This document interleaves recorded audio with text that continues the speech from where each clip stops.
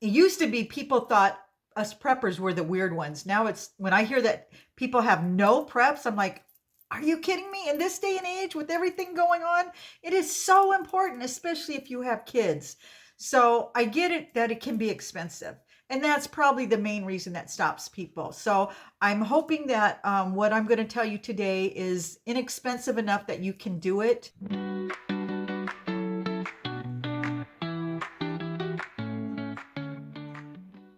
Um, you need to have at least a 72-hour prep kit. That's the bare bones, at least 3 days, and enough until help can arrive. Because you never know, with the government shutdown, Mother Nature. On the West Coast, we have to deal with earthquakes and wildfires. In the Midwest, they have tornadoes and blizzards. And on the East Coast, they have hurricanes. And these things seem to be happening more and more. Have you noticed?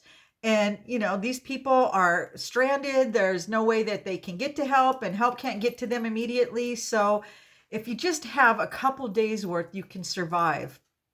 You don't have to spend tons of money. Although once you get into prepping, it does get to be an obsession and you might find you want to do more, but at least have the minimum. Okay. We're going to start out with what you need and for the car. And the reason for that is if you're like me, I spend probably just as much time in my car as I do at home. I do delivery. I do Uber delivery. I pick up my grandkids. I am always in my car. So if a catastrophe happened while I'm out and about, I'd be screwed. So you need to have some things in your car. I suggest the following. You need food, water, power, a first aid kit. I would suggest getting like a duffel bag or a cheap backpack from the Dollar Tree. And as far as food, you want like protein bars, maybe some granola bars, some kind of nuts, beef jerky, tuna packets, crackers. Unless you're going to be cooking, unless you carry around a camp stove, you just want ready to eat foods. So figure 3 days worth. They say a gallon of water per person. So I like to have at least a couple gallons. And I just keep it in the back. You can put it in the trunk. If you live where it's colder weather, I would suggest having blankets in the car, battery pack for your phones, or a phone charger. Most people do, but just make sure you have that. If you're going to have a battery pack or a power pack, have it charged. I can't tell you how many times I've needed it and it wasn't charged. It's useless if it's not charged. So if you can charge it and have it in the glove compartment, just in case you run out of gas and you can't, turn your car on and you can't use that to charge your phones or whatever, it's nice to have that. One of those crank radios, the solar radios, I bought one of those. They're cheap. And that way you have access to what's going on in case your phone does die and you can't charge it. Also, it's good to carry around some cash.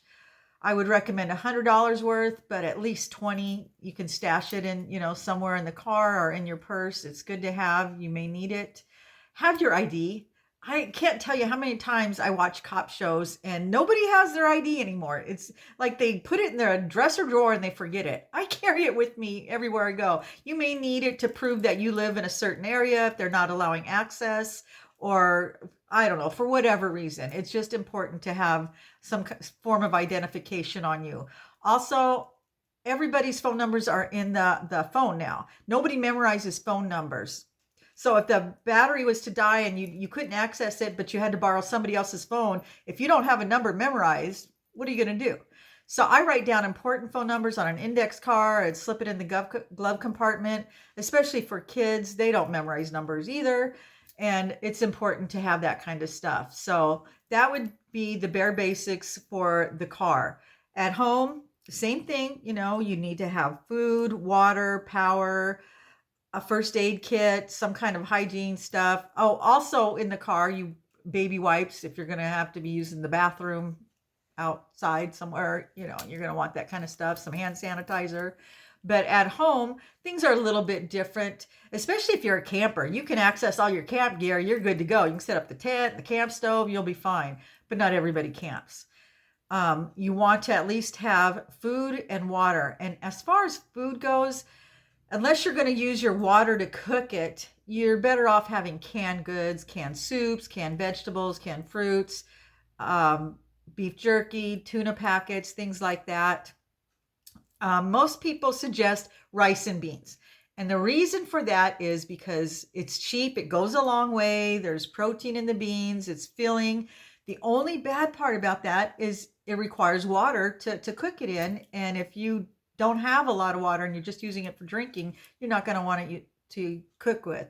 But regardless, if you do, if you have enough, then I suggest rice and beans because they are cheap. You can get them at the Dollar Tree. Nobody's going to get into it ahead of time. You know, when the apocalypse hits and you go looking in the pantry, you're not going to be like, who ate all the rice and beans? It's still going to be there. You're going to want salt because there's nothing worse than bland rice and beans. So at least have some salt in a baggie, you know, in the cabinet with that. My mom always had oatmeal. You can cook oatmeal, throw in some sugar. They have, that's a good meal for breakfast. Coffee, if you drink coffee, tea, coffee creamer, because I'm not a psychopath. I'm not drinking black coffee, even if it's an apocalypse. I got to have coffee creamer. So, and that lasts a long time. It doesn't have to be refrigerated. So that would be my idea for food. As far as light, most people have a phone and the phone has a flashlight on it. But if the power goes out, you don't have that. It's good to have backup flashlights, candles. I use solar lights. I bring in my solar lights that are in the yard and they really work well. And then you just stick them back out in the yard the next day. You can get those for $1.25 at the Dollar Tree. You can use those in your car as well. That was the best way to go because we had our power shut off last year. I did videos on it. It was out for days. And those solar lights really saved us. They came in handy. Don't forget about your pets. You need to have some extra food for them too. Jazz would be eating my food if we run out of cat food. So make sure you have food for your pets. Besides having a first aid kit with Tylenol, Advil, Band-Aids, all that kind of stuff in it. It's also good to have things like extra batteries, a deck of cards, some dice, something to entertain the kids with. Because if their phones go out and they don't have access to games, they're going to be bored and they're going to drive you crazy. So have some kind of game for them to play. That's good to have in the car as well. Paper, pen, you can write things down, make lists, and books to read. No more audiobooks on your phone during this period of time. And some goodies if you can to keep morale up, some chocolate, things like that, especially for the kids. So that's just the bare bones basics, but it would get you through until help came. And sometimes it might be longer. My daughter lives up north in Northern California. When she first moved up there, she didn't realize they have regular power outages because they get so much rain. And she was not prepared, but now she is. She knows ahead of time that things are going to happen. So she has a little camp stove she can cook on. She has her solar lights that, she can set out on the patio during the day, charge them up, bring them in at night.